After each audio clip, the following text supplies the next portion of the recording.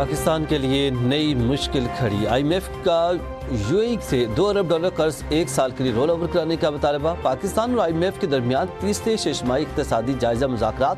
State bank کے حکام کی بریفنگ۔ ظاہر نے بتایا کہ IMF وفد نے اسٹیٹ بینک حکام سے UAE کا $2 ارب ڈپازٹ 1 سال کے لیے رول اوور نہ ہونے پر سوالات کیے۔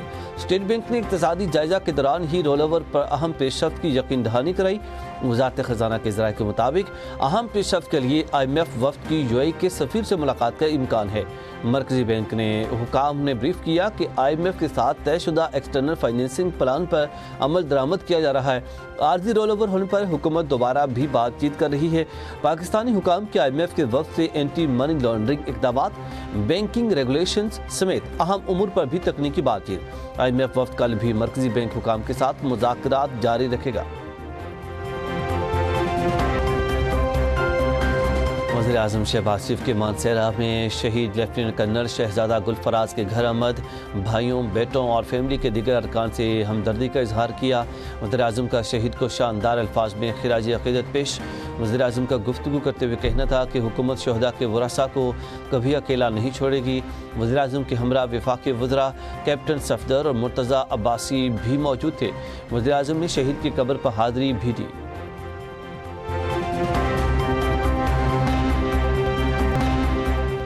کوہاٹ میں کرک کی دھرتی کا بہادر سپوت ہیڈ کانسٹیبل وہاب علی وطن پر قربان۔ فتنہ الخوارج کی بربریت سے شہید ہیڈ کانسٹیبل کے لواحقین کے بھی دہشت گردوں کے خلاف حوصلے بلند۔ شہید کے رشتہ داروں کا کہنا تھا کہ ہمارے دشمن خوارج ہیں جن کے خلاف جنگ حلال ہے۔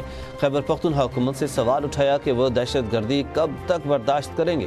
صوبائی حکومت کے MPs کیا کر رہے ہیں؟ یہ تو نماز جنازہ میں شرکت کے لیے بھی نہیں آئے۔ شہریوں کا دہشت گردی کے خلاف سیکورٹی فورسز کی قربانی کو خراج تحسین پیش۔